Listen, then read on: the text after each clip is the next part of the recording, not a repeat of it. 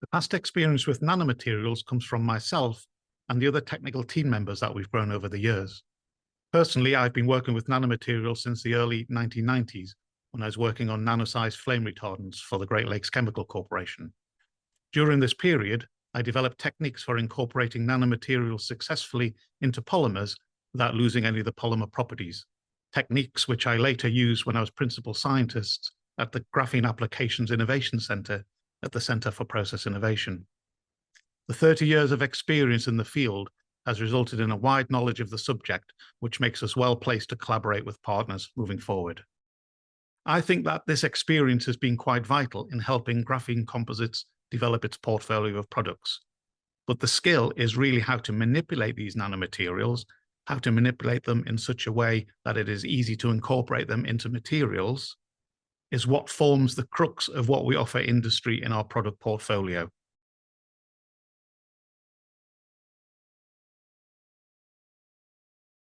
The biggest challenges, and I think it's not only for our company involved with graphene, but probably most companies trying to develop graphene-based products, is the supply of graphene has not been particularly mature. It has significantly improved in the years that I've been involved with graphene composites, and we can now get high-quality materials in the volumes that we require, and most importantly, the quality from batch to batch is pretty much always the same now. But in the early days of a lot of the graphene development, this really wasn't the case, and it was a little bit hit and miss as to what you got. When you got a sample of material, or worse still, when you purchased that material, there was a lot of inter-batch variation. So the industry has done really well in helping to develop standards.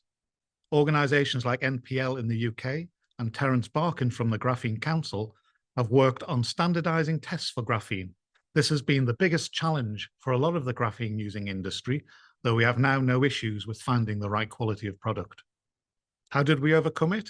It's really working with the suppliers and helping them nail down their standards and helping them with aspects such as safety information, product information, with the feedback actually helping them redevelop their processes to be more consistent.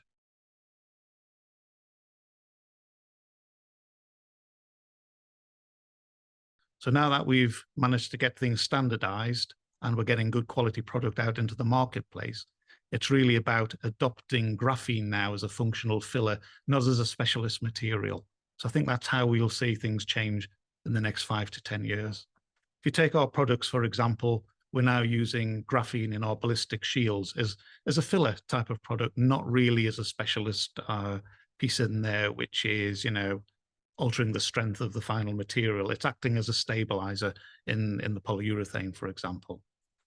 How we're going to stay at the forefront of these changes, I think it's in being part of industry bodies and working together with other members of the industry to help develop some of these standards moving forward, and also, to work quite closely with the suppliers to, stay in front to see what sort of materials are available, etc.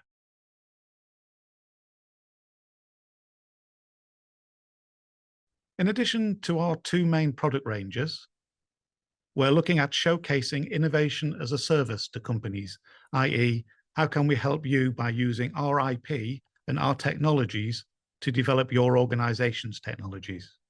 Rather than looking on this as a lab services for rent, we will work strategically with companies to help them evolve their current product portfolio and/or develop new product offerings. In terms of the filters, we're ever so close now to full commercial success. We have international sales of the product, but additionally, we are pushing other end uses. So not only in air conditioning filters, for example, but we will be showcasing some of the other derivatives of that ink material. So the ability to coat high usage areas such as touchscreens, for example, for use at supermarket point of sales. We will be showcasing our research into lightweighting and vibration control using our composite materials.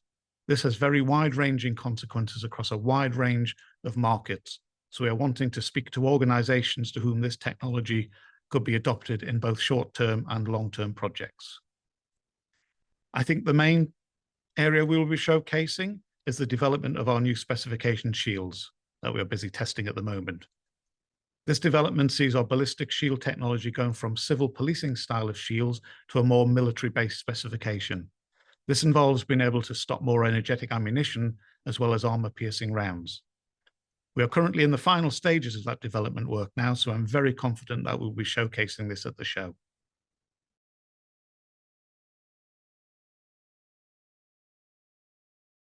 First of all, it's a chance to see what other companies are doing.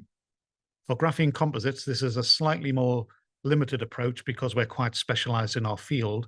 But in general, this is the show showcasing where technologies are developing. So I'm really looking forward to that. Compared to last year, I'm going to try and get out and see a few more companies' stands and chat to them, as well as talking to those who come to our stand. That's always a good thing to do. I think on a personal note, though, what I'm really looking forward to, it's a good chance to catch up with the other people that you've known in the industry for many years, but very rarely get the chance to speak to them. Be an excellent chance to catch up with some old colleagues from last year that we met, and also to make new colleagues and new collaborators, as well as a very good chance to see what technology is available, and also to catch up with the people inside the industry as well.